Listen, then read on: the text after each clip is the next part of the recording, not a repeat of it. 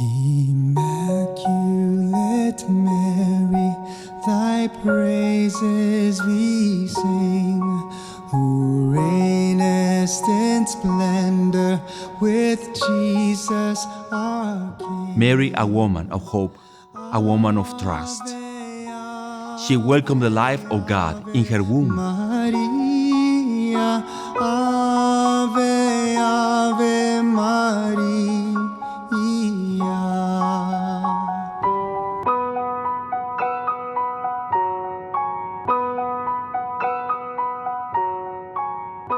Mary, the Mother of God. She was appointed by God. And we heard that in the Gospel, especially in the Gospel of Luke, when Mary, being a young lady, was approached by the angel.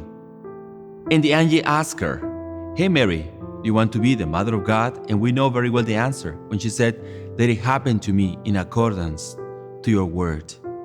Mary, being a young lady, didn't know that much, didn't know what was the implication of that call. And nevertheless, she accepted because she trusted in God. And having the life of God in her womb, the body of Christ in her womb, made her the mother of everybody, the mother of humanity.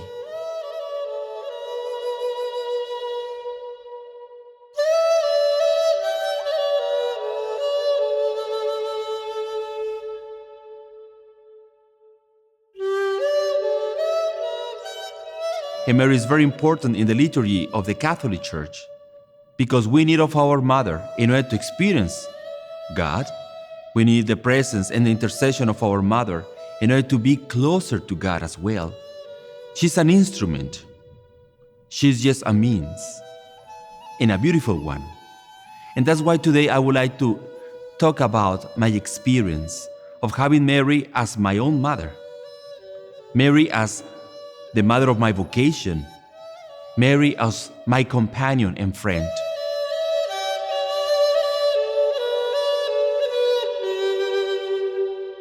I'm a Mexican, and in Mexico, we are very Marian.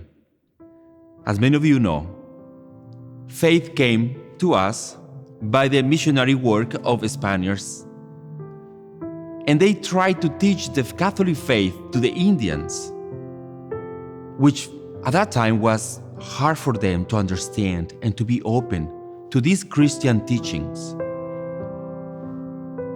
Only when at the end of the 15th century, God sent Our Lady in the advocation of Mary of Guadalupe, Indians at that time understood how God loved them so much, how that beautiful and smiling face represented the union between Spaniards and Indians. That mestizo face expressed the long tradition of both cultures becoming one in one person, in Mary.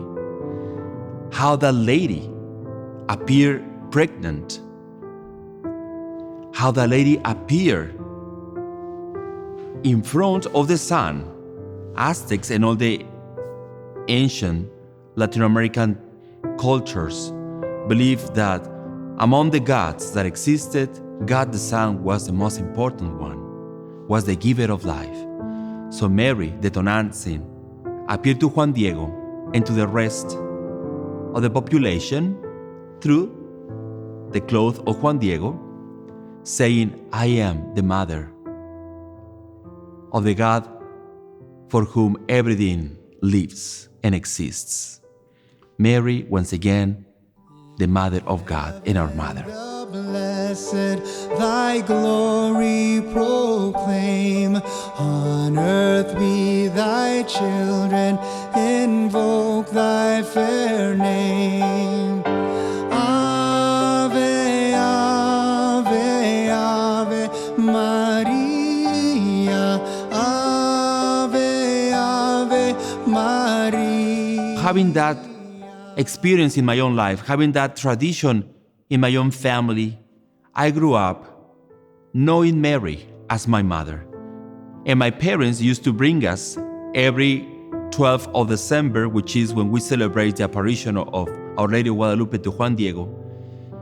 They used to bring us to the church, dressing like little Indians, in order to pay homage to Our Lady, in order to ask for health, in order to ask for her companionship, for us to grow strong, healthy, and for us to be good kids. And I remember going to catechism before doing my first communion and my confirmation. Mary was there. When my catechist talked about Mary, there was something special in my heart, something that drew me close to her. Maybe in my mind was mainly the image of Our Lady of Guadalupe that has that beautiful smiling face that made me think that God was good to me by sending me someone to protect me. I was victim of bullying and victim of bullying, and I had a very hard time, dealing with as I was growing up. But I remember going to the church or even at home, praying with Mary, looking at her eyes, looking at her smile, and experiencing her protection. I felt empowered. I felt safe.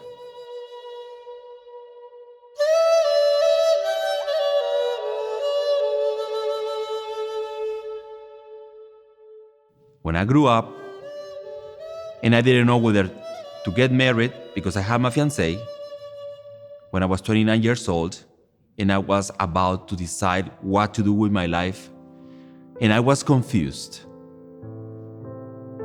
I asked Mother Mary for her help.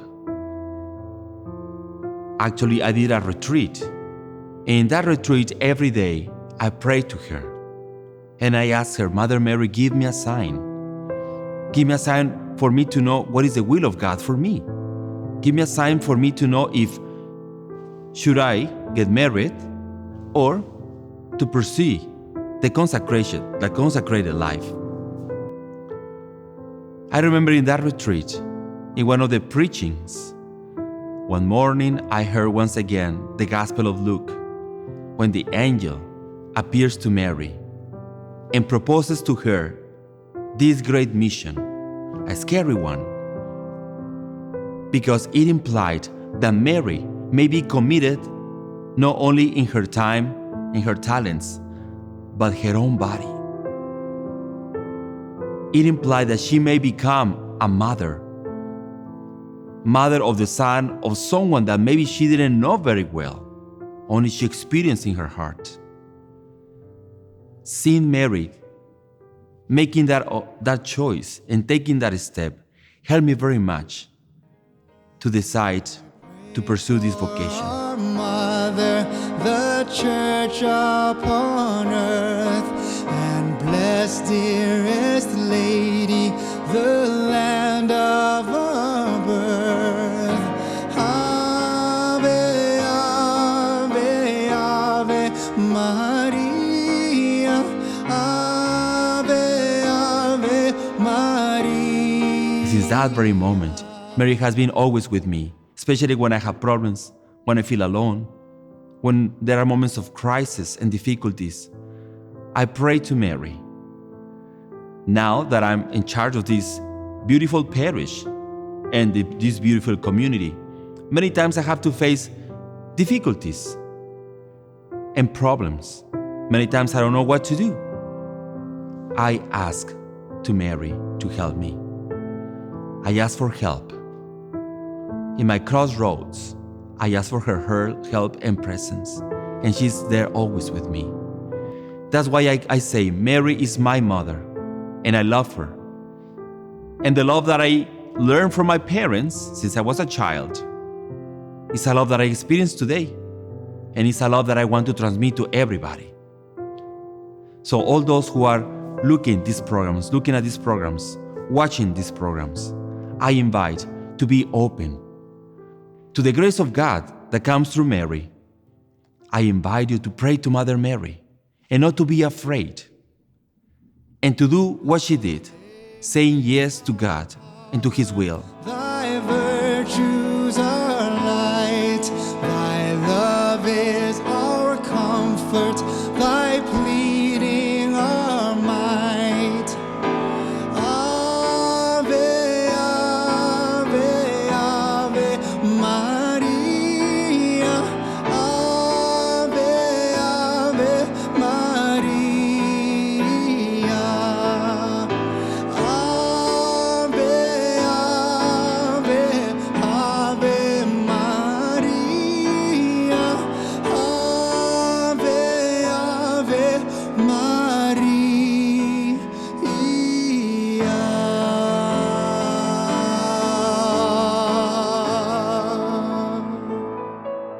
The most famous icon in the history of Poland is by far the Jasna Góra, the Our Lady of Częstochowa image that is known for its famous scar on her cheek.